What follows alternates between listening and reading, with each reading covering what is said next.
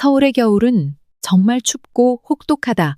눈이 소복히 내려서 지붕과 길 위를 덮고 버스 소리마저도 조용해진다. 소영이는 목도리를 더 끌어올려 입까지 가렸다. 빨갛게 얼어붙은 손으로 비닐봉지를 꼭 안았다. 엄마가 꼭 골목시장에서 파는 두부를 사오라고 하셨다. 거기게 부드럽고 고소하단다. 엄마는 늘 그렇게 말씀하셨다. 헌 장갑 한쪽은 구멍이 나서 바람이 뼛속까지 스며들었다. 학생, 소시지 하나 사갈래? 길가에서 장사하는 할머니가 쉰 목소리로 말을 건넸다. 소영이는 고개를 꾸벅 숙이며 미소 지었다. 오늘은 돈이 좀 부족해요. 언덕을 따라 오래된 아파트 쪽으로 발걸음을 옮겼다. 장을 본 날엔 계단이 유난히 길게 느껴지지만 이제 익숙하다. 문을 열자 집안에서 따뜻한 공기가 퍼지며 차가운 어깨를 감싸 안았다. 엄마, 다 사왔어요. 부엌에서 엄마의 목소리가 들렸다. 추웠지? 손이 왜 이렇게 빨갛니? 이리 줘봐. 소영이는 손을 내밀었다. 엄마는 차가운 손끝에 입김을 불며 걱정스런 눈빛을 보냈다. 그래서 멀리 가지 말라 했잖아. 이렇게 추운 날엔 엄마 도와드리고 싶었어요. 엄마 안 나가도 되게요. 그리고 오늘 수학시험 잘 봤어요. 엄마가 웃었다. 정말 오랜만에 보는 진짜 웃음이었다. 그들 집은 넉넉하지 않았다. 아버지는 일찍 돌아가셨고 엄마는 하루에 2군데나 일하셨다. 그래서 소영이는 어릴 때부터 스스로 챙겨야 했다. 엄마는 소영이 머리를 쓰다듬으며 말했다. 기특하네. 고생 많았지. 소영이는 방긋 웃었다. 그럼 엄마 매운 김치찌개로 상 주세요. 부엌에서 엄마가 양념을 맞추기 시작했다. 김치찌개에 김이 피어오르며 창문을 흐리게 만들었다. 밖에는 아직도 눈이 내리고 있었다. 하지만 그 작은 부엌 안에서는 겨울이 조금은 따뜻하게 느껴졌다. 엄마, 민지는 공장에서 야근이 잦았다. 그래서 소영이는 혼자 저녁을 챙기는 일이 익숙했다. 냉장고를 열어보니 김치랑 달걀 몇 개, 어제 남은 나물 반찬이 있었다. 오늘은 계란 프라이 하나랑 밥 비벼 먹어야겠다. 소영이는 조용히 중얼거렸다.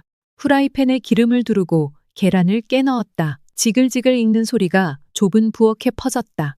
노른자가 예쁘게 익자 소영이는 흐뭇하게 웃었다. 이 정도면 괜찮지. 밥을 꺼내고 김치 한 조각을 썰어 곁들였다. 수저를 놓고 혼잣말처럼 말했다. 잘 먹겠습니다. 조용한 집안에 TV 소리도 사람 목소리도 없었다. 식사를 하면서도 자꾸만 시계에 눈이 갔다.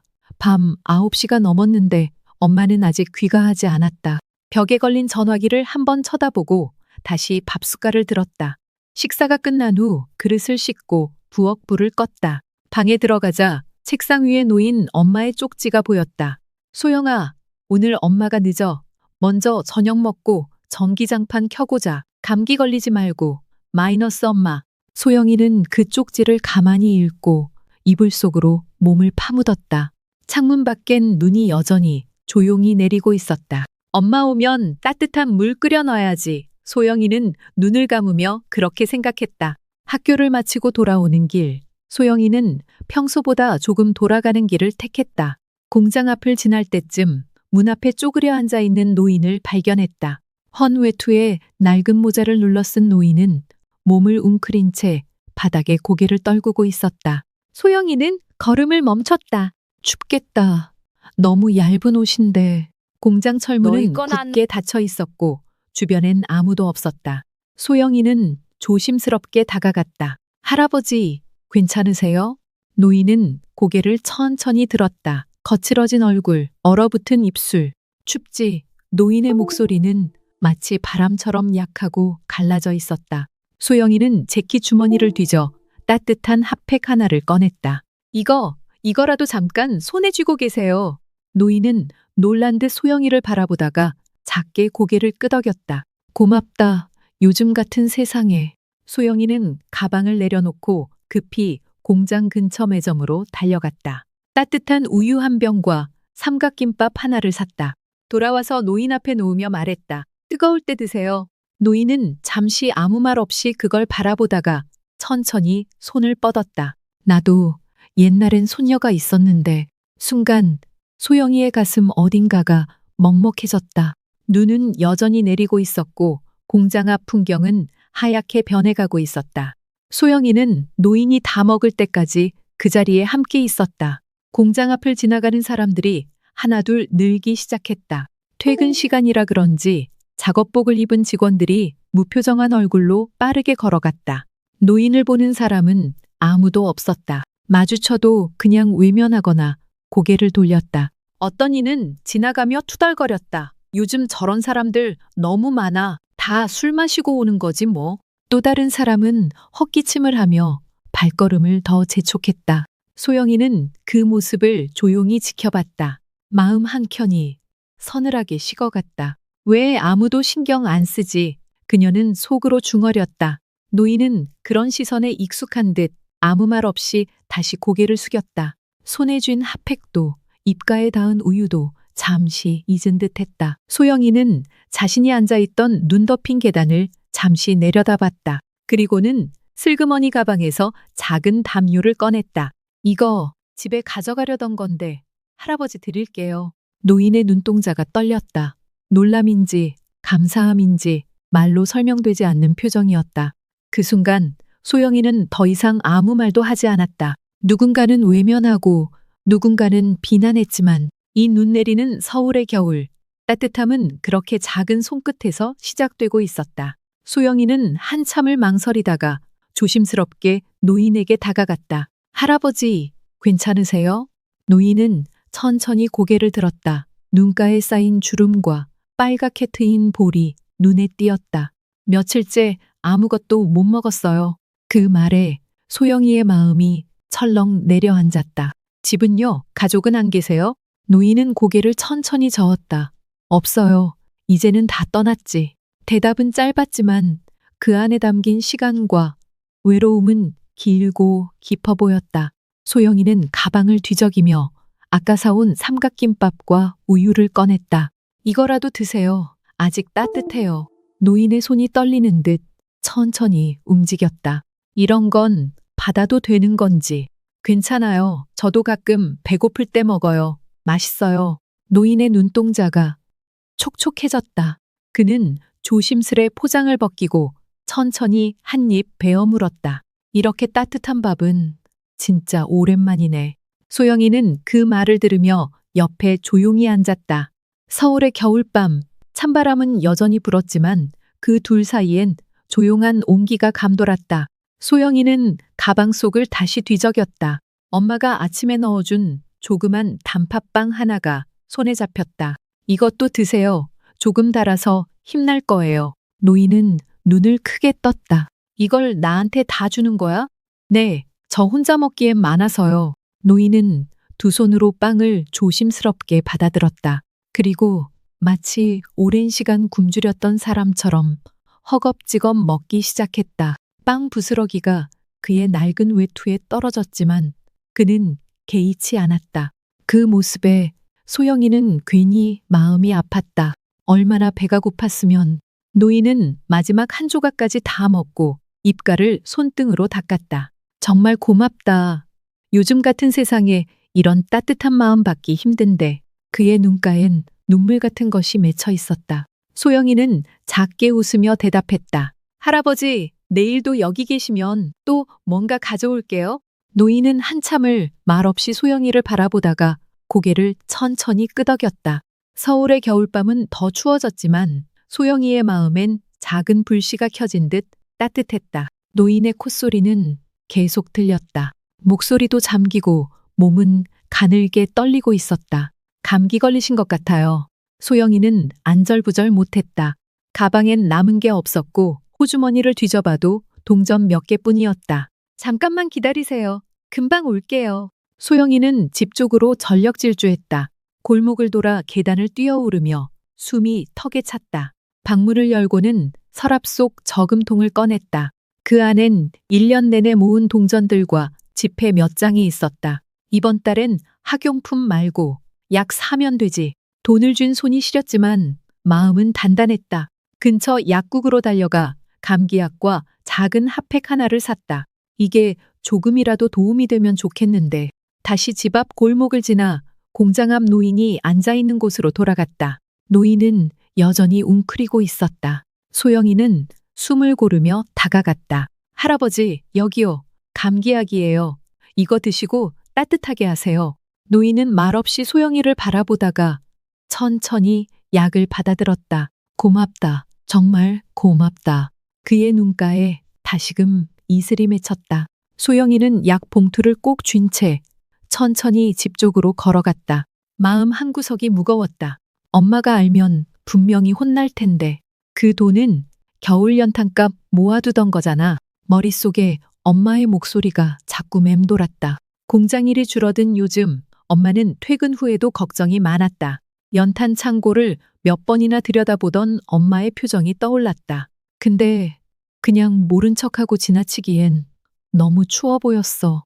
소영이는 발걸음을 멈추고 깊게 숨을 들이쉬었다. 괜찮아. 조금만 아꼈으면 되지. 그렇게 스스로에게 말하며 다시 공장 앞으로 향했다. 노인은 여전히 벽에 기대 앉아 있었다. 소영이는 약봉투와 핫팩을 그의 무릎 위에 살며시 놓았다. 이거 드시고 좀 나아지셨으면 좋겠어요. 노인은 눈을 동그랗게 뜨더니 천천히 고개를 끄덕였다. 그 돈 그냥 쓰면 너 엄마한테 혼나지 않겠니? 소영이는 쑥스럽게 웃으며 고개를 저었다. 괜찮아요. 그냥 저만 아는 비밀로 해요. 노인은 울컥한 얼굴로 손을 뻗어 소영이의 손을 꼭 잡았다. 그 손은 차가웠지만 마음만은 따뜻했다. 소영이는 집에서 가져온 생수병을 꺼내더니 약 봉투를 조심스레 열었다. 이거 물이랑 같이 드셔야 해요. 빈속이라 조금 걱정되지만 그녀는 고개를 살짝 숙이며 노인에게 약을 건넸다. 노인은 손을 떨며 약을 받아들고 천천히 물을 마셨다. 입술이 트고 손끝이 갈라져 있었다. 약을 삼킨 뒤 노인은 한참을 말없이 앉아 있다가 조용히 입을 열었다.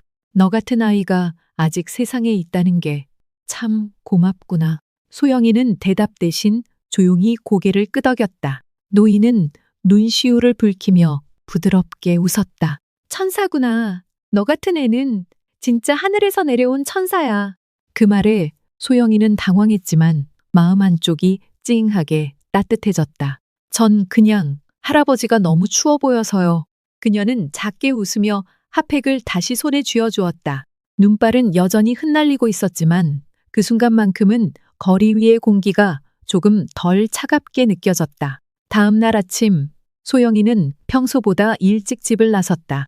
두꺼운 패딩 주머니 속엔 작은 비닐봉지가 하나 들려 있었다. 오늘도 계실까? 길을 걷는 내내 그녀는 마음이 조마조마했다. 학교 가는 길 공장 앞에 다다르자 어제 그 자리에 할아버지가 앉아 있는 것이 보였다. 소영이는 안도하며 작게 웃었다. 할아버지, 또 뵈네요. 그녀는 조심스럽게 다가가 비닐봉지를 건넸다. 봉지 안에는 편의점에서 산 따뜻한 우유 한 팩과 삼각김밥, 그리고 전날 밤 늦게 엄마 몰래 싸놓은 식빵 2조각이 들어있었다. 할아버지는 순간 말을 잊은 듯 가만히 봉지를 바라봤다. 이걸 또 나한테. 소영이는 쑥스럽게 웃었다. 어제 약 드시고 좀 나아지셨어요? 할아버지는 천천히 고개를 끄덕이며 따뜻한 우유팩을 품에 안았다. 이 나이에 이런 친절을 받을 줄은 몰랐지. 소영이는 아무 말 없이 다시 웃었고 눈 오는 서울의 거리 한복판에서 둘 사이에 따뜻한 공기가 번져갔다. 소영이는 할아버지 옆에 앉아 조심스레 식빵을 건네고 있었다. 그런데 그 순간 공장 쪽에서 쿵쿵 울리는 굽소리가 들려왔다. 여기서 뭐 하는 거야, 어린애가? 소영이는 깜짝 놀라 고개를 들었다. 공장 관리팀 김 과장이 양손을 허리에 얹고 다가오고 있었다. 이런 노숙자들이 공장 앞을 어지럽히게 두면 안 되지. 어른들 흉내는 왜 내는 건데? 할아버지는 고개를 푹 숙인 채 아무 말도 하지 못했다. 지금 이게 착한 일이라고 생각해? 애가 뭐든 도와주면 다 좋은 거야? 소영이의 손이 조용히 주먹을 쥐었다. 그냥 추워 보여서요. 그럼 네가 데려가서 키워보든가. 공장 앞에서 이런 사람 방치하면 손님들도 보기 안 좋아. 소영이는 말없이 바닥만 바라봤다. 차가운 공기보다 김 과장의 말투가 훨씬 더 아프게 다가왔다. 멀리서 학교종이 울리기 시작했고 소영이는 자리에서 조용히 일어났다. 소영이는 용기를 내어 입을 열었다. 할아버지는 그냥 쉬고 계신 거예요. 병도 있으신 것 같고요. 김 과장은 비웃듯 웃었다. 얘가 이제 어른인 척하네? 그래봤자 중학생 주제에. 소영이의 얼굴이 빨개졌다. 그냥 아무도 도와주지 않아서 제가 조금이라도 도와드리고 싶었어요. 그렇게 착한 척하면서 결국 집에선 사고나 치는 거야. 너희 엄마 알면 뭐라고 하실까? 김 과장의 말은 칼처럼 날카로웠고 소영이의 어깨가 작게 떨렸다. 엄마는 힘들게 일하시지만 사람 무시하진 않아요. 그 입 닫아. 어디서 어른한테 말대꾸야? 순간 지나가던 몇 명의 공장 직원들이 힐끔거렸지만 누구도 끼어들지 않았다. 바람은 더 차가워졌고 소영이는 고개를 푹 숙였다. 김 과장이 자리를 떠난 후 그 자리에 잠시 정적이 흘렀다. 소영이는 고개를 숙인 채 손을 꽉 쥐고 있었다. 그때 할아버지가 천천히 손을 주머니 안으로 넣더니 뭔가를 꺼냈다. 낡고 빛바랜 은색 반지였다. 이거 할아버지가 소리 없이 입을 열었다. 예전에 아내가 살아있을 때 주고받은 거야. 나한테는 가장 소중한 거지. 소영이는 눈을 동그랗게 뜨고 고개를 저었다. 이런 건 받을 수 없어요. 할아버지는 고개를 천천히 저으며 말했다. 난 지금 가진 게 거의 없지만 너 같은 아이가 있다는 것만으로도 세상이 아직 따뜻하단 걸 느꼈어. 그는 반지를 소영이의 손에 살며시 쥐어주었다. 이건 그냥 고맙다는 뜻이야. 꼭 간직해줘. 소영이는 말없이 고개를 끄덕이며 두 손으로 반지를 감쌌다. 소영이는 손 안에 쥔 은색 반지를 조심스럽게 바라보았다. 반지는 낡았지만 그 안엔 시간이 담겨 있는 것 같았다. 그녀는 코끝이 빨개진 채로 고개를 들고 하늘을 올려다봤다. 하얀 눈송이가 조용히 떨어지고 있었다. 이상하지? 이렇게 추운데도 따뜻해. 소영이는 작게 중얼거렸다. 손 안의 반지가 마치 난로처럼 마음 한구석을 데워주는 것 같았다. 집으로 가는 길, 바람은 여전히 매서웠지만 소영이의 걸음은 가벼웠다. 누군가에게 작은 친절을 베푼 것만으로도 세상이 조금은 덜 외로워 보였다. 그녀는 반지를 꼭 쥔 채 엄마가 기다리는 집으로 발걸음을 옮겼다. 다음 날 아침 학교 복도는 왠지 평소보다 더 웅성거렸다. 야, 들었어? 소영이네 집에 큰돈 들어왔다던데? 친구들 사이에서 조심스럽게 퍼지던 소문은 금세 교실 안을 가득 채웠다. 어떤 아이는 질투 섞인 눈빛으로 또 어떤 아이는 의심 가득한 목소리로 말했다. 어디서 생긴 돈인지 모르겠지만 갑자기 부자 됐다더라. 공장 쪽도 마찬가지였다. 직원들 사이에선 커피 마시며 수군대는 소리가 끊이지 않았다. 그 집이 무슨 돈이 있다고? 분명 뭔가 수상해. 정작 소영이는 아무 말도 하지 않았다. 그저 조용히 책상에 앉아 창밖을 바라볼 뿐이었다. 주머니 속에서 반지의 감촉이 느껴졌다. 마음속에서 작은 미소가 번졌다. 민지는 평소처럼 공장 작업복을 챙겨 입고 출근했다. 하지만 오늘따라 인사하던 동료들의 눈빛이 어딘가 낯설었다. 같은 라인에서 일하던 언니가 그녀를 힐끔 보더니 말없이 고개를 돌렸다. 평소에 점심을 함께 먹던 후배들도 묵묵히 다른 자리를 잡았다. 민지는 어리둥절했다. 무슨 일이 있었는지도 모른 채 괜히 눈치를 보게 되었다. 돈 좀 생기니까 이제 우리랑은 다르다는 거야?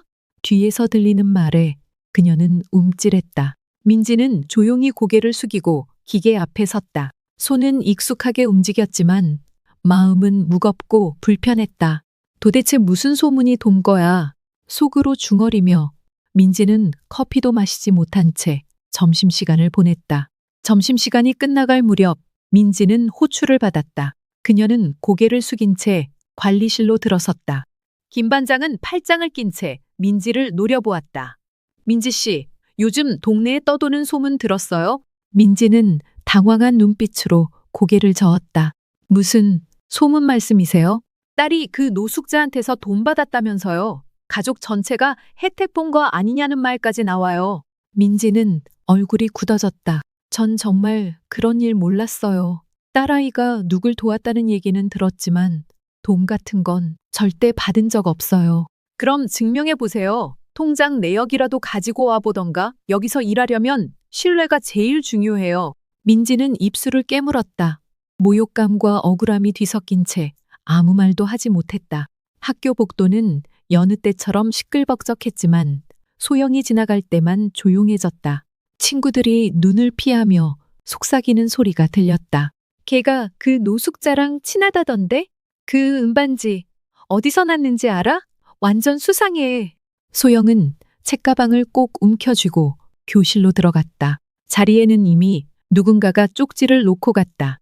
돈 맛보더니 이제 친구도 필요 없지? 라는 글씨에 소영의 눈이 잠시 흔들렸다. 점심시간에도 혼자 밥을 먹었다. 아무도 다가오지 않았다. 아이들의 시선은 차갑고 입모양은 계속 움직였다. 소영은 손가락에 끼워진 낡은 은반지를 내려다봤다. 어제는 따뜻했던 이 반지가 오늘은 괜히 무거워 보였다. 집으로 돌아온 소영은 신발을 벗지도 못한 채 어머니의 날 선 눈빛을 마주했다. 소영아, 대체 학교에서 무슨 일이 있었니? 민지는 온종일 공장에서 동료들에게 따가운 시선을 받았다. 이유도 모른 채 말없이 참아야 했다. 소영은 망설이다가 조심스럽게 입을 열었다. 그 노인분이 너무 추워 보여서 그냥 빵이랑 약 좀 드렸어. 민지의 목소리는 떨렸다. 그게 다야? 정말 그것뿐이야? 소영은 고개를 끄덕이며 눈을 피했다. 정작 아무 잘못도 없는데 집안은 차가운 침묵으로 가득 찼다. 둘 다 말은 하지 않았지만 서로의 마음 속에는 의심과 걱정이 엉켜 있었다. 단순했던 선의는 언제부터인가 오해와 소문의 씨앗이 되어 있었다. 한겨울의 바람보다 사람들의 시선이 더 매서운 날들이 이어지고 있었다. 다음 날 아침 공장 앞에 낯선 남성들이 찾아왔다.